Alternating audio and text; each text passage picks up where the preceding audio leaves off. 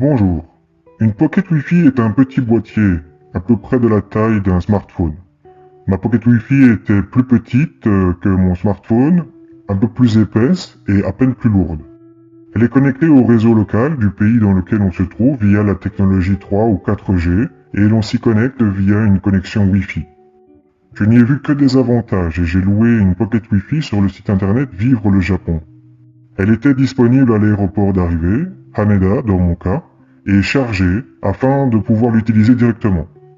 Elle était fournie avec un chargeur dont le câble était de type USB d'un côté et micro USB de l'autre. Le transformateur du chargeur était de type prise japonaise. Ce qui signifie qu'en louant une Pocket Wi-Fi, vous aurez normalement un transformateur dont les fiches électriques sont de type japonaise et sur lequel vous pouvez brancher un appareil quelconque via un câble USB. Faites simplement attention à ce que vous comptez brancher sur le transformateur. C'est indiqué sur votre appareil. Renseignez-vous correctement sur le net, même si les appareils récents ne posent aucun problème. Je n'ai eu aucune perte de réseau durant mon séjour, ni dans les endroits les moins peuplés, ni en altitude, ni dans les souterrains.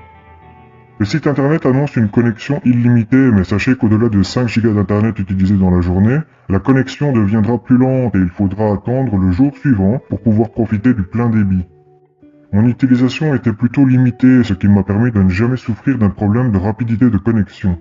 J'utilisais mon téléphone pour des recherches, pour Google Maps et pour communiquer avec mes proches via WhatsApp et Skype. J'ai envoyé tous les jours de mon voyage, lors de mes visites, des photos et des vidéos sans rencontrer le moindre souci. Le soir, j'étais connecté à Netflix sur ma tablette. Gardez à l'esprit que j'étais le seul à être connecté sur la Pocket Wi-Fi alors qu'il est possible de connecter jusqu'à 5 appareils à la fois. À voir donc si vous êtes plusieurs à vous connecter en même temps, surtout si vos activités respectives sont toutes des utilisations gourmandes en termes de débit de connexion. Si vous pensez ne pas en avoir besoin et que vous comptez utiliser les réseaux Wi-Fi gratuits, sachez que vous n'en trouverez que difficilement et qu'il est fastidieux de devoir s'y connecter, surtout si l'on vous demande de vous enregistrer d'abord. Par ailleurs, pensez que vous pourrez utiliser Google Translate pour vos différents contacts avec la population locale et parfois dans des lieux dénués de Wi-Fi gratuit. Et à ceux qui disent que les traductions sont mauvaises, je vous dirais non. Tout dépend de la formulation de votre phrase. Il est souvent inutile de faire de longues phrases à rallonge en utilisant des termes compliqués. De simples mots peuvent suffire pour faire passer un message ou une idée. Une connexion Internet peut également s'avérer utile pour pouvoir, par exemple, montrer des images de ce que vous recherchez. Je me souviens d'un jour, à Akihabara, j'ai voulu savoir si je pouvais trouver des figurines de Actarus. Sauf que je ne connaissais absolument pas son nom en japonais.